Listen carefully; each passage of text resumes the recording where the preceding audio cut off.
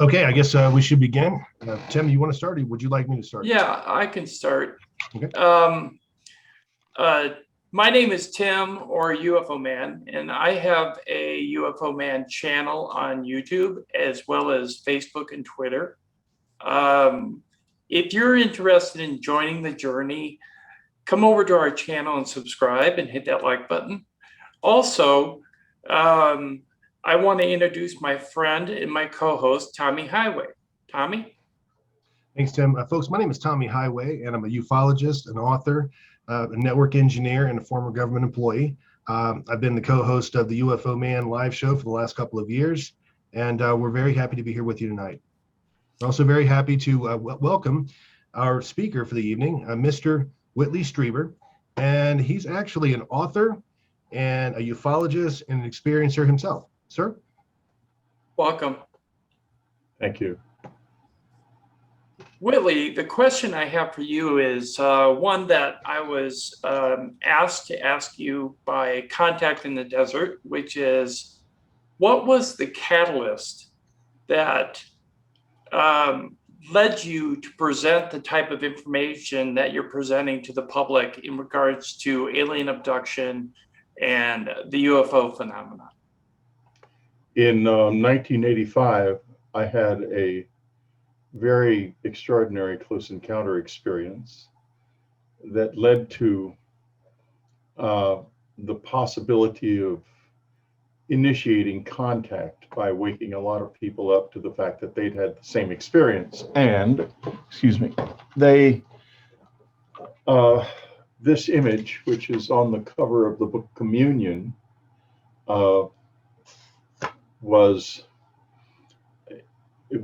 I had it painted and it was put on the cover, and it served as a mnemonic device for millions of people who had had encounters prior to that.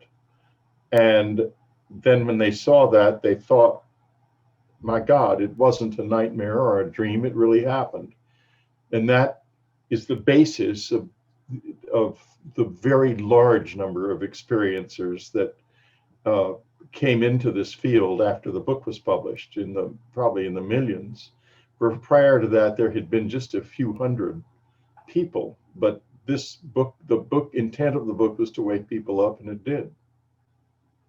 It was a very inspirational book because I read it back when I was in my 20s, and it changed my world paradigm on alien abduction and the existence of aliens. So I want to thank you for writing that book.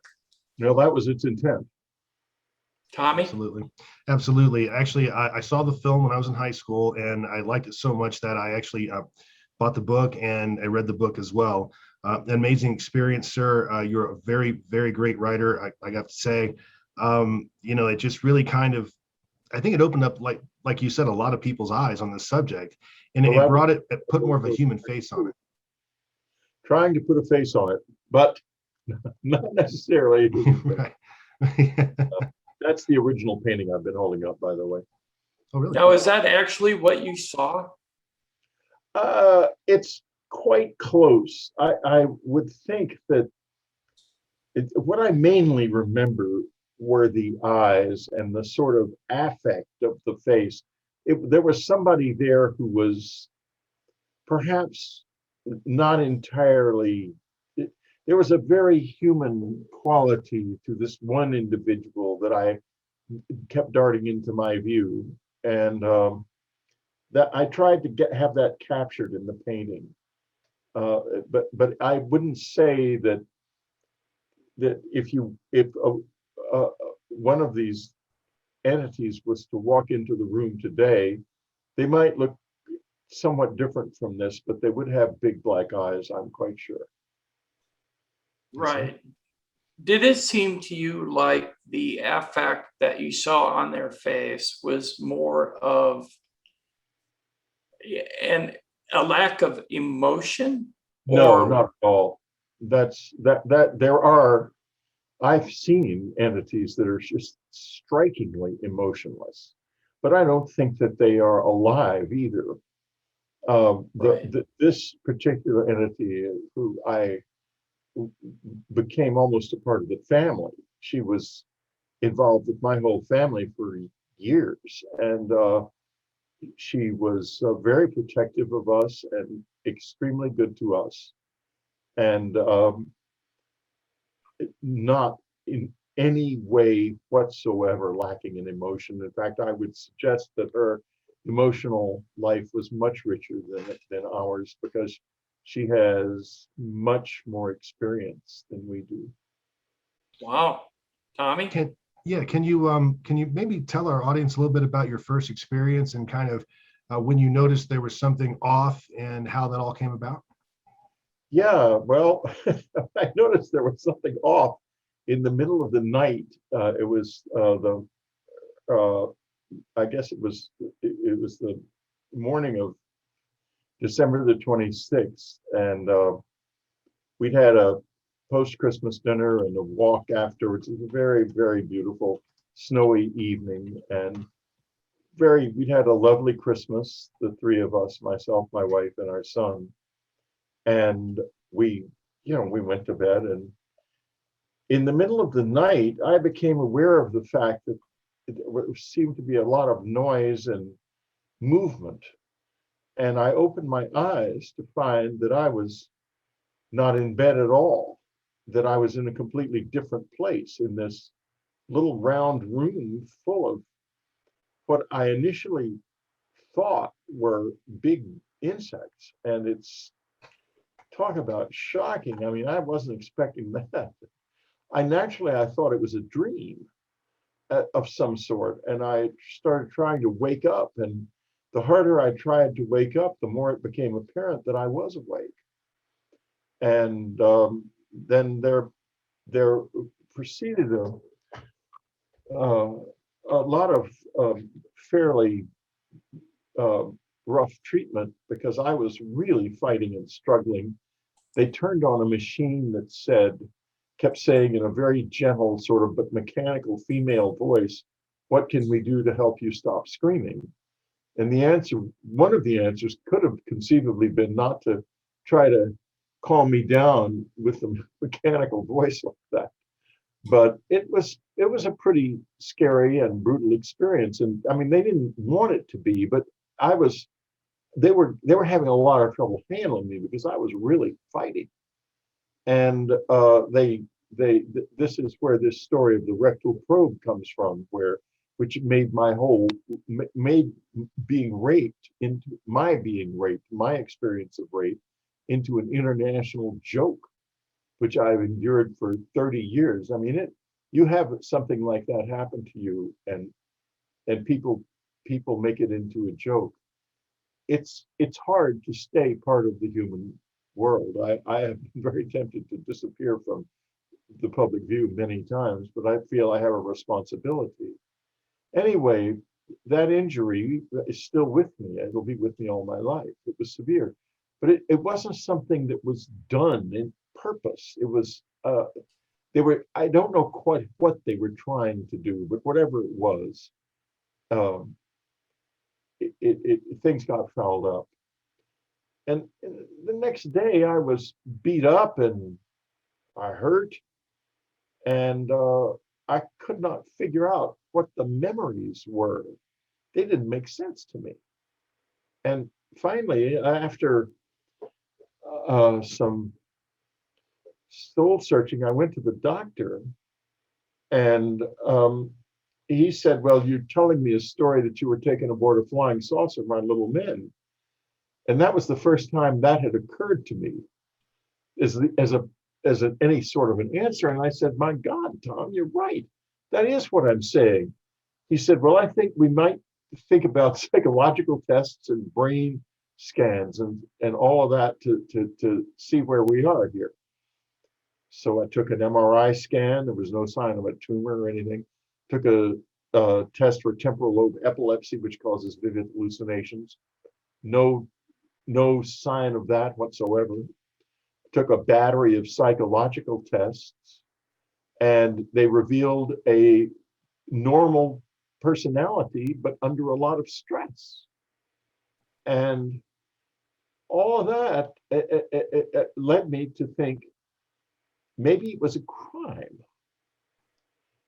And so I explored that direction unsuccessfully.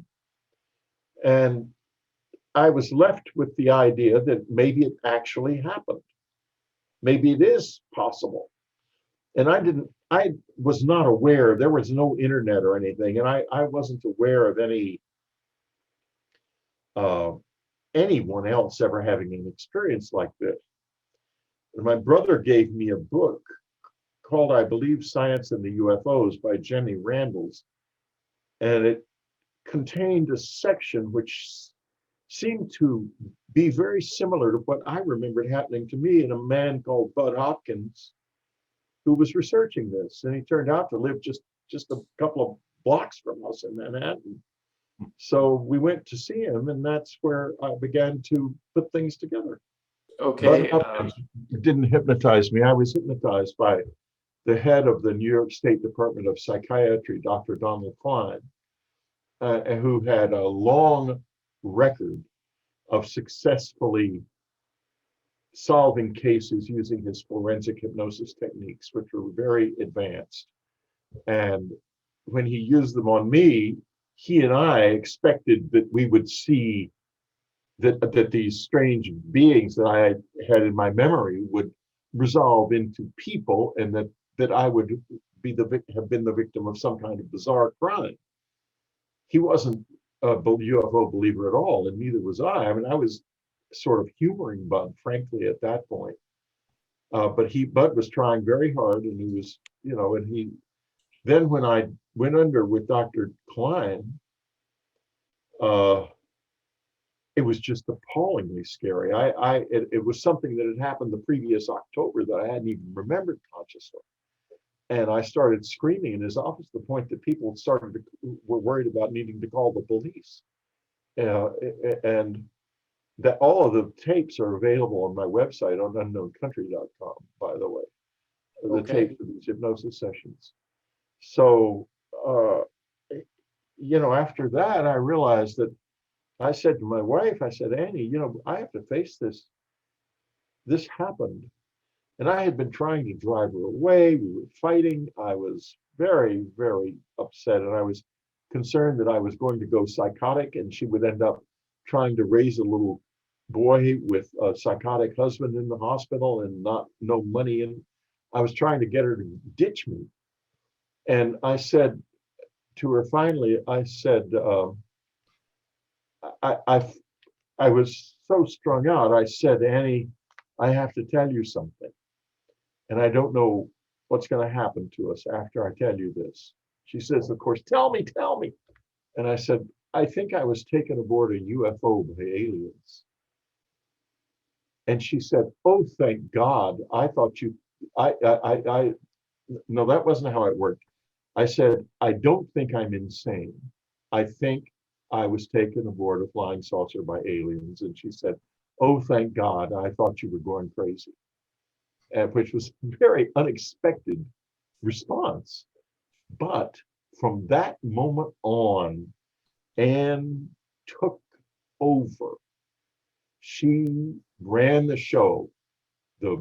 All of the themes in the book Communion, the fact that it's even called Communion and not Body Terror, which was my title, it all comes from that lady on the wall behind me, Annie. She was so on top of it that I have to think she had some kind of connection with it on an unconscious level. She was on top of it from day one. Wow. That's fantastic that your partner was so supportive of you, because that you're right. That's not something that a person, tells another person every day. It's very unusual. Oh, and it's wrecked a lot of marriages, boy, and wrecked a lot of lives. It's something, my website, unknowncountry.com, is mostly populated by people who are involved in the close encounter experience. And we are very careful with security so that they do not ever have any personal information exposed unless they want that. And it's a very secure website, knock on wood. And that's because of this, because people's lives can be ruined by this. Sure, sure.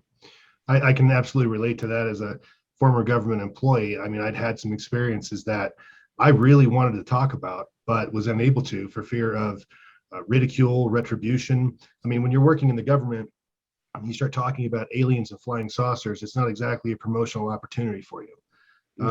Exactly. Right. So when I finally did get back into the private sector to make some real money, I decided to go ahead and write my experiences because I needed to. It's just something I needed to talk about. And I guess my question to you as a fellow author, what at what point did you decide to write the book after the experience? I mean, how much time passed after the experiences? After the second hypnosis with Dr. Klein, which had been so amazing, it was the first one that just basically screaming my head off and so panicked at what was coming into my bedroom. The second one was about the experience on December the 26th, and it was really just so vivid and so extraordinary. I decided that I would, as I was walking home from his office, I thought to myself, maybe I will write a book about this. This is actually quite fascinating. And by that time, Annie had, we were already together on it. And I said to her afterwards, I said, listen, what about me writing a book about this? And she said, oh, that sounds like a fascinating thing to do. And so I started writing it. At the time, we didn't know there would be anybody much interested. I mean, we thought it was a very interesting experience, but there was something else going on that I didn't fully understand at the time what would happen, that the book was intended to wake all these people up. I did not know that. But then after the book was published, thousands upon thousands of letters started pouring in. This was before the internet, so they were all written, handwritten letter. I mean, typed most of it, but physical letters, and they're all preserved now at in an archive at Rice University in Houston, which is great. Not all of them, but thousands. Annie saved the ones that had the most complex stories in them. And because many people would just write saying, gosh, it was a wonderful book and I loved it, etc., that sort of thing. But one day she came out of her office and she said, Whitley, this has something to do with what we call death. And she said that because so many of the letters would refer to dead friends and relatives being involved in the close encounter experiences. And then I realized that I had had that experience myself. A dead friend. I didn't know he was dead at the time. I think he was the reason I thought it was a crime. He had been in the Central Intelligence Agency. We'd been friends in high school and college, and I didn't, of course, know much about what he did because you don't when someone's in the CIA. And he was there that night. I saw him big as life, and he even talked to me about some peculiar things about the stealth bomber. I mean, which I didn't understand much at all. But I called him basically to say, what's going on? Have you given me LSD or something? And it turned out after a couple of phone calls, I reached his brother, and he'd been dead since the previous March. This had happened in December. So I said to Anne, you're right. I hadn't thought of that before, but it happened that night. And then when we started to have people, she decided that she would organize groups of people to come up to our cabin and have experiences with the visitors because she somehow knew who to ask. She would say, put a letter aside and say, this one, we want this one up at the cabin. And when they came, they would have these amazing close encounter experiences at the cabin, sometimes singly and sometimes in groups. It was extraordinary. But almost every time that happened, at some point, during the weekend, someone would have an experience with a dead friend or relative. And as soon as that happened, Annie would say, the visitors will be here tonight. And it was Really? always true. Wow. That's amazing. This is a huge thing. Mhm. It's not, it's not a few aliens from another planet. This is the biggest, most extraordinary phenomenon mankind has ever realized existed. And we are just at the beginning of getting used to it. And I hope that our planetary environment doesn't fall apart on us before we get to get this thing into focus. Because if we ever get it into focus, we're going to be a new species. That's Absolutely. why the last book I wrote on this is called A New World, because it would be a new world. Absolutely. I can see that. Yeah, we're so close. Now the government has finally admitted at least a little tiny bit of what it actually knows. Mhm. It has admitted that these things are not known, their origin is not known. And so that's a big step. That was actually going to be my next question, being as how the UFO report actually dropped yesterday. We wondered what your thoughts on that were, and if you've had actually time to take a look at it yet. Oh yeah, listen, we had a big story about it up on our website 20 minutes after it dropped. And you can go there and go to unknowncountry.com. The story's up right now. And what the good thing is that it's there. And the entire world has to now face the fact that a lot of these things are unexplained. Now, there will be scientists trying to explain them away in order to preserve their paradigm. One of them has already tried to say that it was birds, and another one said it was reflections on cockpit windows and stuff. But they have to face the fact that something unknown is there, and here, rather, whether or not it's aliens, we don't know. We don't know that yet. Right. But we're at the beginning of making that discovery. Right. What it is. I've heard that they're looking at several different theories, like interdimensional, multiverses, extra-dimensional, extraplanetary, interstellar, and they're also looking at things like string theory and a whole bunch of different avenues for what is really out there, because they have no clue. No, I think that it's a matter of facing it. Colonel Phil Corso, who came out at the end of his life with a spectacular book about his experiences, described one experience that had happened to him, one of the few times he had any kind of direct communication.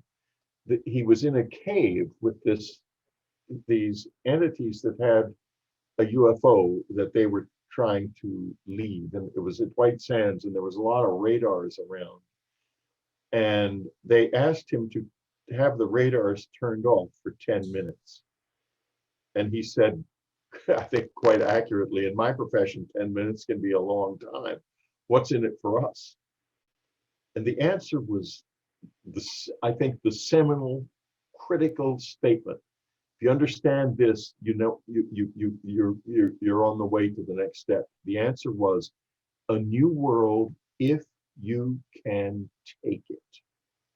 That means if we can wrest it out of their hands, there's nothing going to be given to us. This has to belong to us. Giving things is not going to happen. What we get is we will get out of our own effort and our own intelligence. And if we can bear it, and that means that our scientific community has to face the fact that a new revolution is here. There is now a second enlightenment unfolding, and it is going to leave the past enlightenment to an extent in the dust.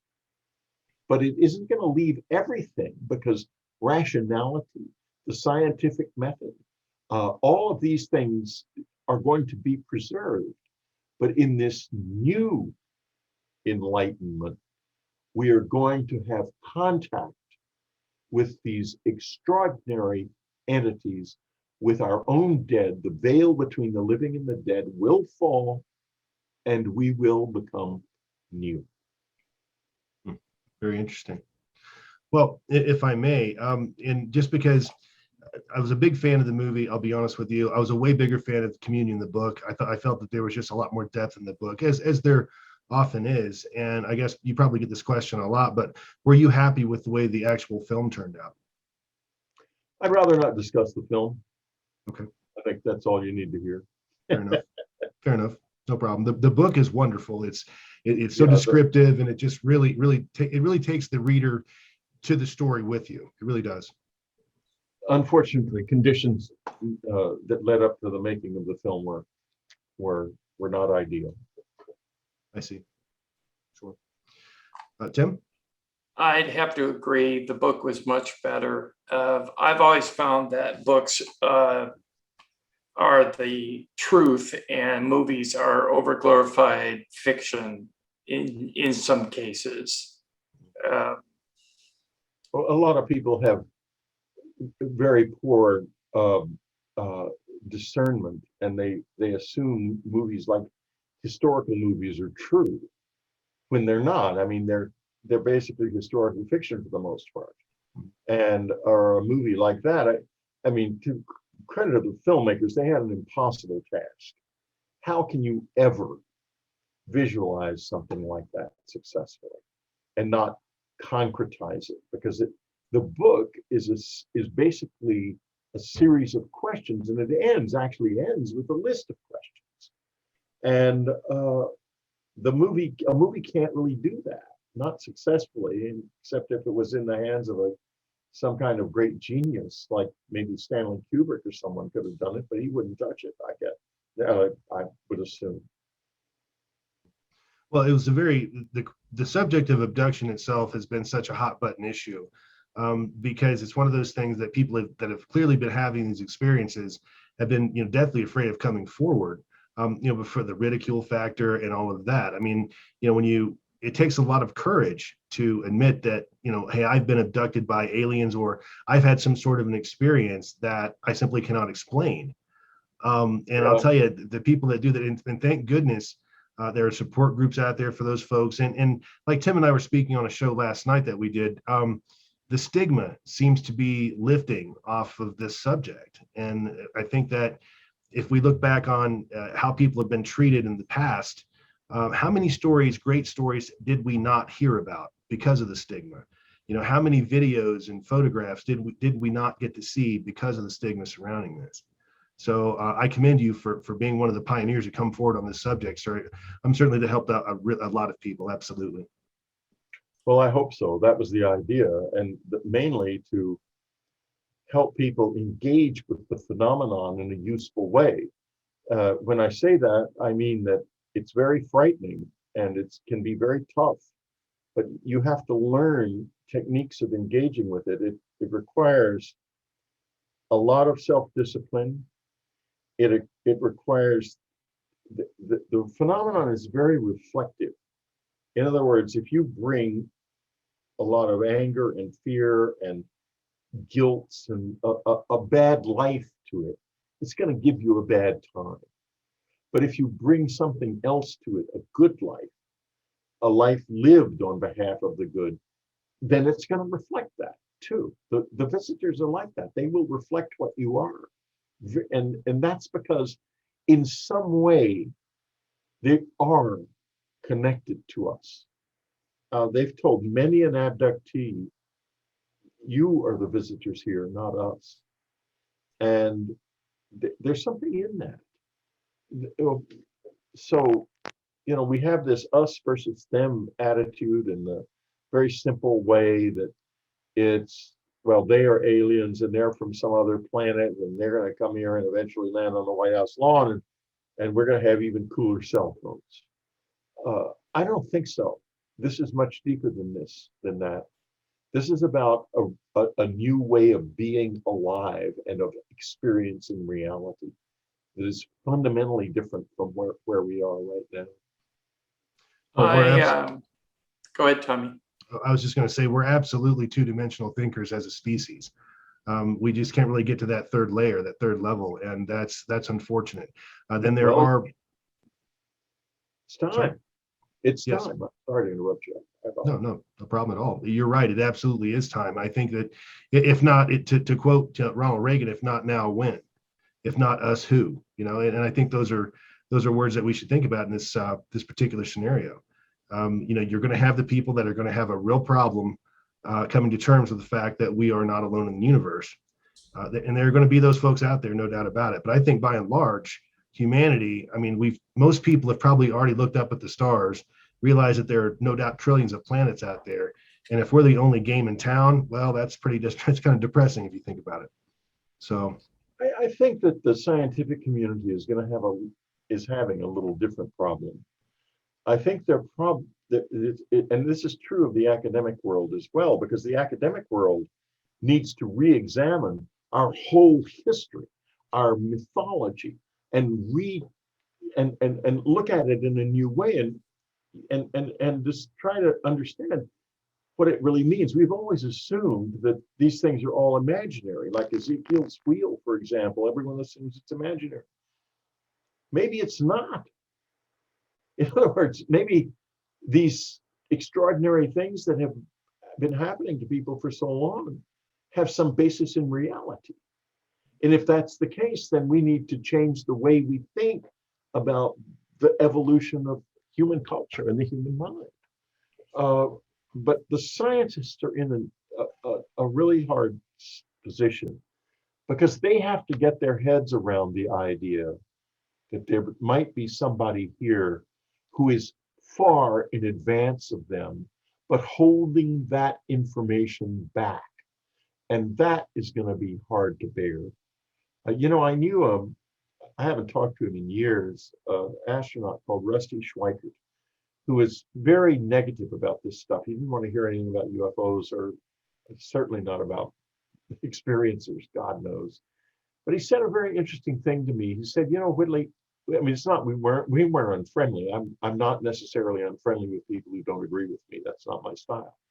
So he said, Whitley, I don't want the path to Mars to be well worn.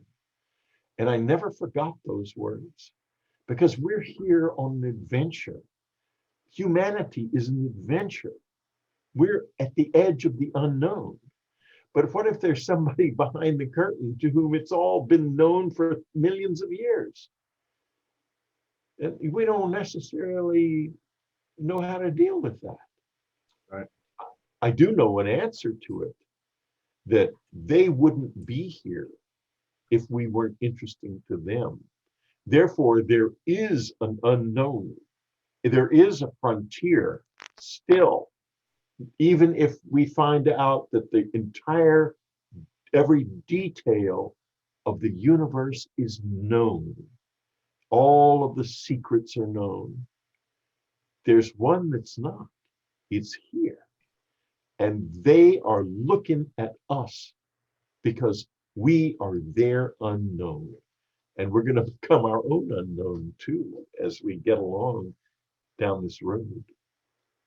I have a question for you, Whitley. In regards to what you saw initially, and you thought they looked like bugs, could they have been screen memories of some kind, or some type of screen image? Because in my past, when I was a young child, I could have sworn I saw a 4 foot, 3.5 foot wide, big black spider in my sister's bedroom in broad daylight.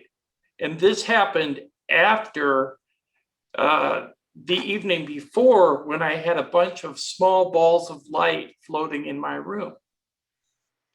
Well, those are, you know, yeah, that would be upsetting at a young age to see a gigantic spider. Although the fact that it was in your sister's bedroom must have been a little bit reassuring, at least not yours. In any case, it's possible, of course. I mean, I can't answer that. Can't answer that question. I don't recall touching them or anything, but I think not, because I saw two different types that night, and they were so palpable. I mean, they seemed real, and the two types have been expressed in so many experiences by so many people. I doubt it that they're screen memories. I do think, though, that one of the things that the approach of these things, one of the things that will happen is that people will notice a triangle of lights moving across the sky. And when experiencers notice that, that means the visitors are already right next to them. They're already there. And then they will maybe see an owl or a deer, something with big eyes. And that would be a screen memory. But I don't think so. I'll have to say, though, at the time, when I knew that this old, now deceased friend was there, before I knew he was dead, I did think exactly that, because I published a very controversial book a few years before called War Day, and that book had angered the administration for a lot of political reasons. And I had been warned by an assistant to one of the senators who was behind the book, that they could play dirty tricks on me. And we thought, of course, I mean, I thought in terms of what is now illegal, but when those days was known as a political tax audit. But when this happened, I thought maybe they came in here and put LSD in my food or something. And I could recognize him, but these other are all some kind of hallucination. I don't think that now, but I did entertain that for sure. Well, in speaking with your abduction experiences, just for the audience, do you have an idea of approximately how many times you've had experiences with these aliens? It's my life. I meditate with the visitors every night at 3 o'clock in the morning. And while physical contact is somewhat rare, it's not unknown, and they can come and go in our level of reality with complete ease. They don't have to walk up the stairs or climb down a ladder or anything. They can pop into your life and pop out just like that. I welcome the moments of physical contact, and there are many fewer than I would like. But I've written 3 books using in this relationship with them, and with my wife. After she passed, she soon returned and became my mentor even more than she was in the physical world. And we wrote a book together called Afterlife Revolution, which is about the experience of connecting with and living with and interacting with those around you who are dead. Then the visitors got in on the act, and we wrote A New World. And then it went even deeper, and I understood that it is very important for people to choose the path of the good if they're going to make this whole experience work. And I wrote a book called Jesus: A New Vision, which gives secular people who are not interested in being in a religion a good grounding in the Jesus material, so that in the Jesus teaching, so that they can find a way to live for the good. So so I'm very involved with them now, very involved. They're my life. Interesting. Tim? The last time I actually saw someone was this morning at about 3:30. Really? Yeah. Wow. So that's not uncommon. I don't talk about it, because if I went into detail about it, I don't think people would believe anyone could live like this, but I do, and I'm content with it. It's an extraordinary life, and one of them once called me years ago the luckiest of the lucky, and I thought, what is it, crazy? I'm not lucky at all. I've got these demons in my life. Now I know it was true. I am damned lucky. Outstanding. When I was back in the 1990s, I had a couple situations occur to me, Whitley. One was where, well, I was living with my significant other of the time, and she had just had surgery, and I was watching over her in the living room. She had a hospital bed along one wall, and I had a couch underneath our bay window. And in the corner of our living room, we had an entertainment stand that stood up about 4.5 feet. And there was a 27-inch flat screen on top of it. Now, this is the days when we had analog TVs, so they're real big and bulky.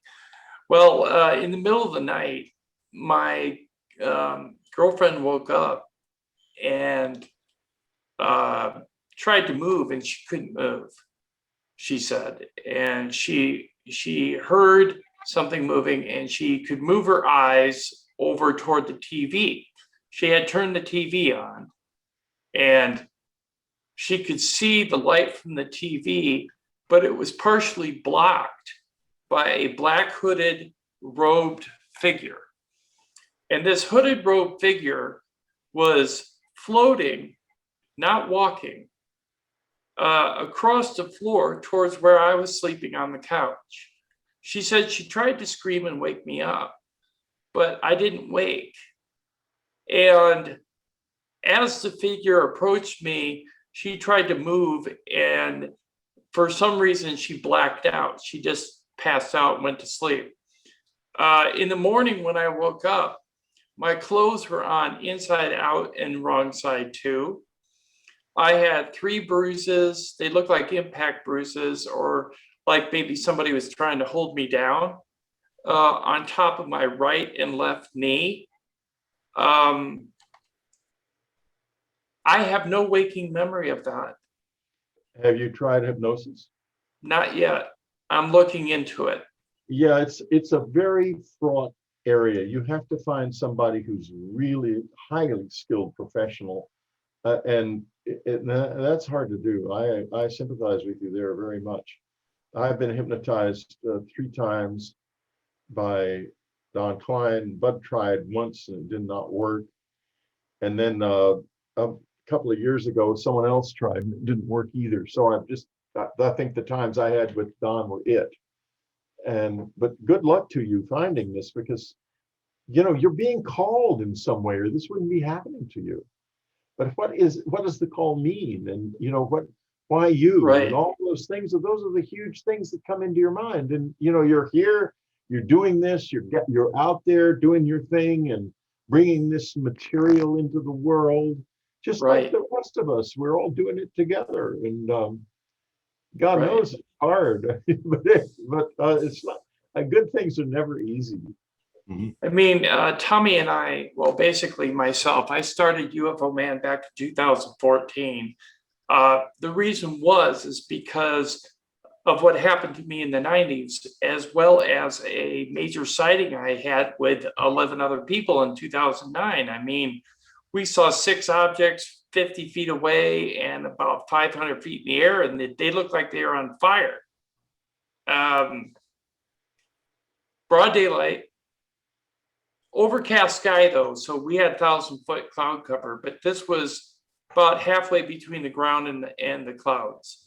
And you could see it clear as day. And the second one from the left was tumbling end over end. And I will never forget it. And the feelings I had at that time were not terror. The feelings I had were excitement, jubilation. I was seeing confirmation of something that I knew was in my life. And the other people with me weren't quite so excited. They were more quiet and kind of moving off by themselves. We talked about this last night on a radio show we did on Revolution Radio with Barbara Lindsay, and Tommy has an experience as well. Tommy? Well, I mean, I've had a couple of experiences, but I remember the first one was so profound. I mean, I knew that I was watching exotic technology that was not made by humanity. I mean, it was just obvious. And I remember thinking to myself, as scared as I was a kid, I was 19 years old, but as scared as I remember thinking to myself, well, I guess that explains it. So we're really not alone. It was confirmation for me as a person. And that changed a lot of things in my life. It changed a lot of things in my life. What did you see? I'm very curious. Well, I was in northern Iowa at the time, and my girlfriend worked at a small Target store back in 1990. In fact, it was the night that Mike Tyson was defeated for the first time by Buster Douglas. We were going to have a little private party that night and watch the fight, but I was waiting for her to get off work. I was going to pick her up, and there was a farm. Well, it's nothing but farmland behind this place. I mean, as far as the eye can see, it's northern Iowa. But there was a road that sort of fed the farms or fed the farmland. I would take my car out there and race it. Did this all the time. No cops, no farmhouses, just nothing out there but that road. Coming down the road the third time, like my third lap, if you will, and my car began to act very strangely. It's a brand new car, and it began to shake and shimmy, and I thought there was an earthquake. So I stopped the car and I jumped out because I wanted to feel it on my feet. Being a Midwesterner, I've never felt an earthquake. And my car just died. I mean, I don't mean the engine stopped. I mean, all the power completely went off. And you know, when your engine dies, you still have lights and your radio and all that going on from the generator. Well, it was dead. And I remember standing there looking at my car on the road and thinking, what did I just do to this new car? And I look up and there's this giant, what I can only say, a deep maroon or real red orb of some kind. It looked like it was really big. And it was coming from the north or the south. And this was probably several hundred meters ahead of me. It wasn't on top of me. But as it got to about my 2 o'clock position, it dropped. And I thought it was going to hit the ground. And it stopped about halfway, lost about half its altitude, and began to emit this molten material out of it, at the bottom, I assume, that was so bright that it lit the sky up like it was daytime. We're talking about 10 o'clock at night, 9:30, 10 o'clock at night, wintertime in Iowa. So it's completely dark. Right. Anyway, it stopped doing that, started gaining altitude, crossed my path, and dropped again. This time I thought it was for sure it was going to hit the ground. It didn't. It started emitting this very bright molten material, and it began to gain more altitude and head south. All of a sudden, something caught my eye from the north, and I looked, and here comes a really small, very bright, almost the color of the sun, orb moving across the sky, and it became evident that it was heading right toward this thing. So as I'm watching this thing go from north to south, head toward the larger object, another one of the small ones comes from over my shoulder. There's no sound at all. It scared the heck out of me. Not that I wasn't already terrified. But what happened was they pulled up next to this thing and they straddled it. Imagine a basketball being straddled by two tennis balls. That would be pretty close to the scale. And this wasn't a quick thing. I mean, I thought this was probably 15, 20 minutes, ended up being an hour and a half. But during this period of time, the large object would periodically sort of halfway light up and then go out again. Did this several times. They were repairing it. They were offering it aid. There's no doubt in my mind that's what was going on. Suddenly, it tried to light up again, and it became the same color as the other three. They shot straight up, tens of thousands of feet, and then they took off to the south. And as soon as they left the area, my car came back on. Now, the engine didn't turn over, but the lights, the stereo was on. I was actually had the stereo really loud. If for some reason, the car was playing static through the radio. So I jump in the car, the clock had been reset. Now, you have to understand, I drove this particular car for 12 years and 354,000 miles, had the battery out of it plenty of times, and it never reset the car. So whatever they did completely reset the car to factory, whatever. Late to pick up the girlfriend. I finally got home. She was already there waiting for me. I tried to explain the situation to her. She didn't believe me. I'm not surprised. Yeah, and the thing about it is, so I sat her down. I'm like, okay, so you think I've got another woman or whatever you think I'm doing. Of all the excuses that I could have possibly landed on, I came up with UFO encounter. Yeah. So we were done after that. Come back. Yeah, but that completely opened my eyes. I mean, the impossible became possible. And in fact, not only possible, it became fact. So, and I've been interested in the subject ever since. Well, there's a thing that, both of you guys have had these extraordinary, wonderful experiences. I have too, and we're living with this. And you have to ask yourself, why me? And I I want to go back to very earliest times to the Temple of Apollo at Delphi in Greece. On the Temple of Apollo, there were inscribed two things. One of them was nothing over much. In other words, don't go to extremes. The other was know thyself. And these experiences are calling us to ask ourselves, who in the world am I? Why is this happening to me? Does it have something to do with past lives, or what is it? Why me? And this journey of self-discovery is a huge part of making the whole contact experience really work for you. And it's a wonderful journey because, like Annie used to say, uh, if you're not laughing, you're not learning when it came to self-knowledge. And we worked on self-knowledge together for many years. And it is a very serious and very fun thing to do. And if you can laugh, you can really learn about the truth about yourself very quickly. Absolutely. I have found that a lot of people are beginning the journey already. They're starting to wake up. Absolutely. Not just to the physicality of some nut and bolts vehicle flying around in the sky. We're talking about energy and vibration and dimensional travel, and not just dimensional, but spiritual awakening. I think that's coming into play now, even more, and not necessarily from a Christian or religious aspect, but from a not inner body aspect. That's very well said, I think. And I think it's definitely not from a religious aspect, because, I know a lot of people people who are religious and who have no trouble with this whatsoever. I know some who are, it depends on, what their religious perspective is. Some who think it's demonic. And I always say to them, why are my guys demons? What about angels? What if they're angels? No, Right. You're demons because they keep you looking.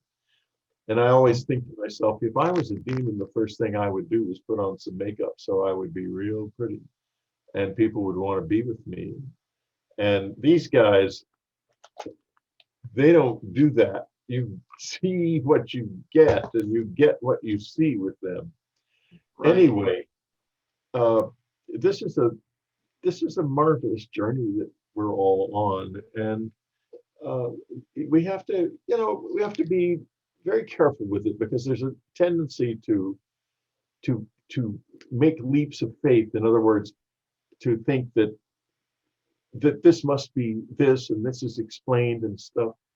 And it's kind of fun to step back and say, I have actually no idea what's going on.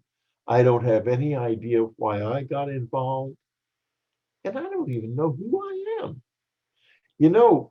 There was a little article published in the magazine Science back in 1977 in April, one of the April issues. I think it might have been a weekly then, but in April of 1977, by two scientists, an astronomer and an astrophysicist, D.B.H. Kuiper and Mark Morris.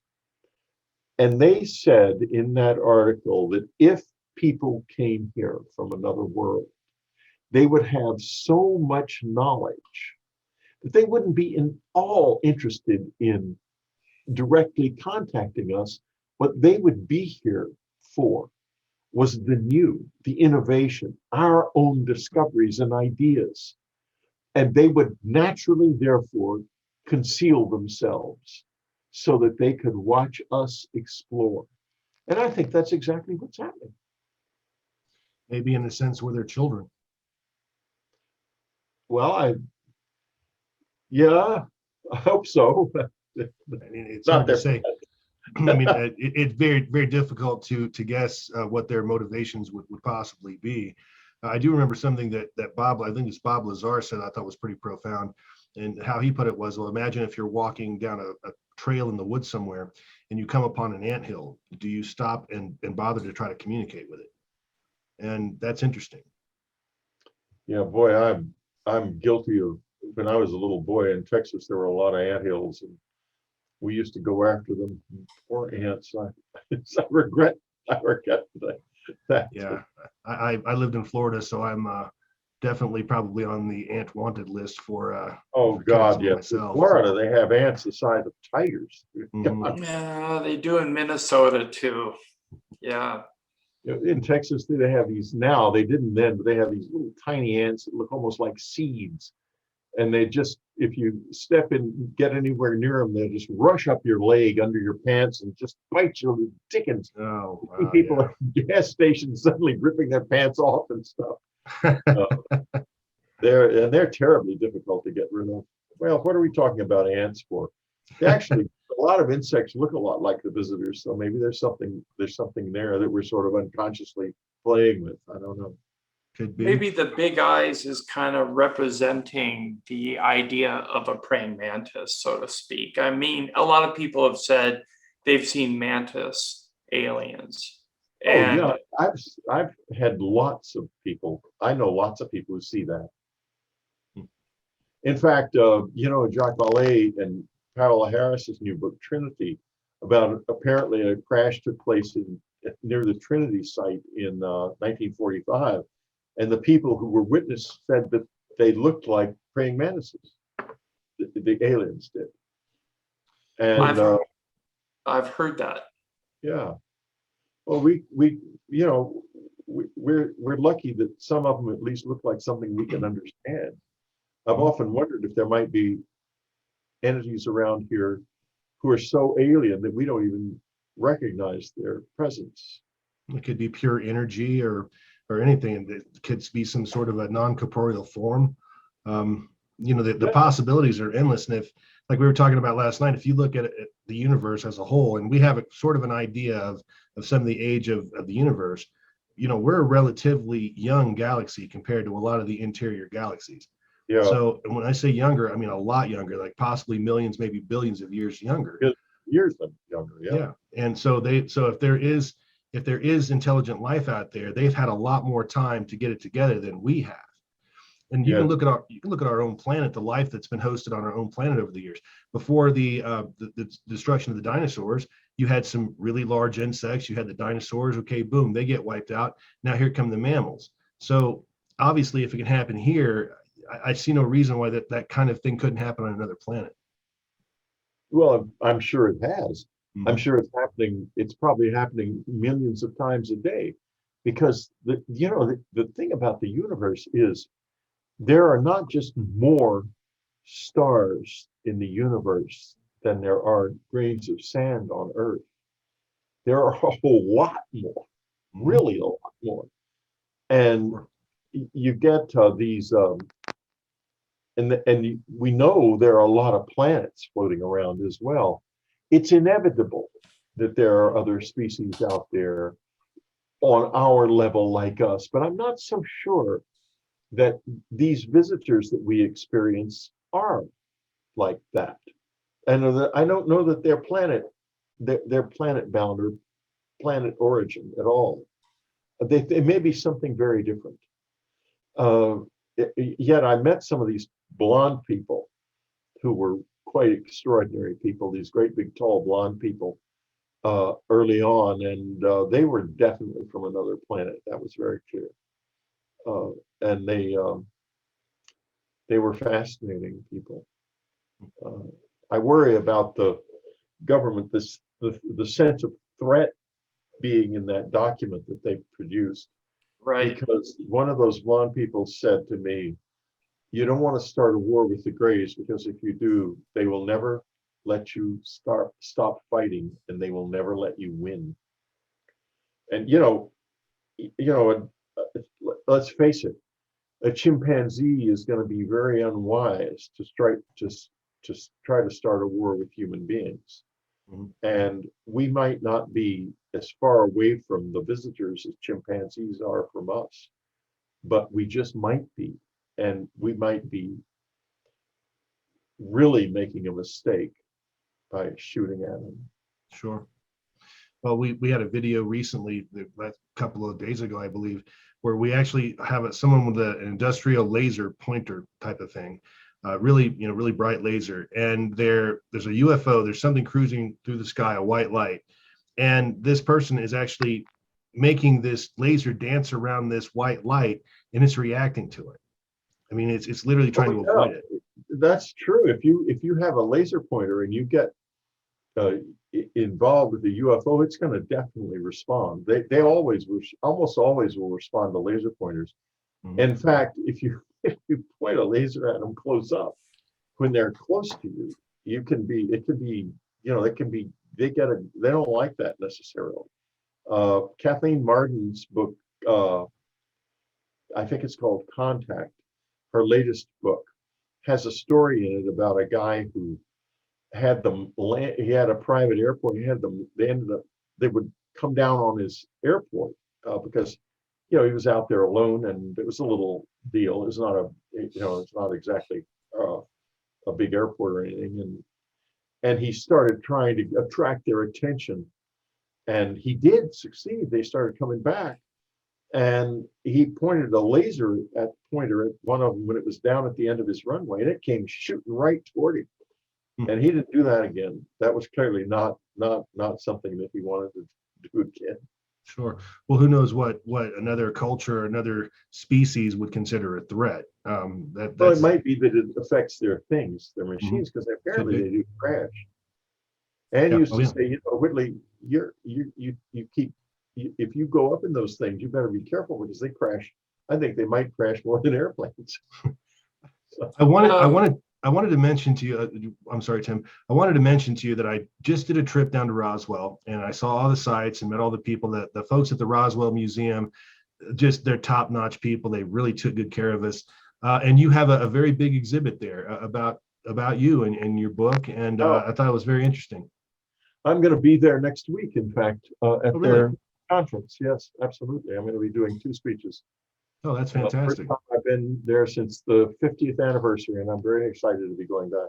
Outstanding. You'll have to let them know that we say hi when you're down there. Please do. I surely will. All righty, thank you. One thing I was going to say about the threat situation, I almost think that it's the military-industrial complex that is pushing the issue to weaponize space. Oh, yeah, I'm sure that's right.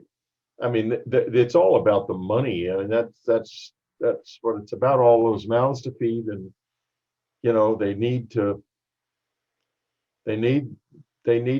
enemy. If they don't have an enemy, what's going to happen to them? They're sunk. Then they all have to take bankruptcy, and I don't somehow think that's going to happen. Right. Well, the military is typically, I mean, their job is to, let's say, be paranoid. They're always looking for a threat. I mean, that's how they justify. Well, they're supposed to. I mean, that's what what their job is. Right. If they don't know if you read the National Security Act, you'll see in it that they are required by law to keep a thing secret if they don't understand whether or not it's a threat. That's the genesis of all the secrecy in the UFO field. Mm-hmm. And that's the truth of it. Yeah, absolutely. Well, listen, Whitley, we really appreciate you sitting down with us, sir. It has been fantastic. I am such a huge fan of yours. I'm gushing. I'll be honest with you. I mean, to tell you guys, you both had fantastic experiences, and thank you. That is a beautiful thing to have in your life, and a very challenging thing, because it can, like it was with me, it can be very scary and very rough. But at the same time, boy, is it a wonderful learning experience. Absolutely. I have to say that I was very honored to know that you accepted our invitation for an interview. Very much. So thank you, sir. Thank you very much. I've been interviewed so much lately. I'm a little tired, but I'm out here doing this. I made a commitment, and I'm going to do this as much as I possibly can, as far as my old bod will take me. I'm going to do it. We hope to have you. We hope to have you in the future on our channel for maybe. Sure. we can make a time sooner or later for sure. Great. Thank you. Okay, sounds good. Thank you very much, Whitley. Thank you. Okay, well, listen, again, we really appreciate it. And everybody that's out there watching this. Oh, guess we lost Whitley. We lost Whitley. Okay, everybody that's watching this, really appreciate you coming out. Please be sure to check out our channel. That's going to be UFO Man Channel out there on YouTube. You can also find us on our website. That's going to be www.ufomannetwork.com. If you have any sightings, any experiences that you would like to share with us, we do have a link there, and we keep everything confidential. And we may be able to actually send you to someone that can help you if you've had an abduction experience. We work with a lot of those types of folks. So thank you for coming, folks.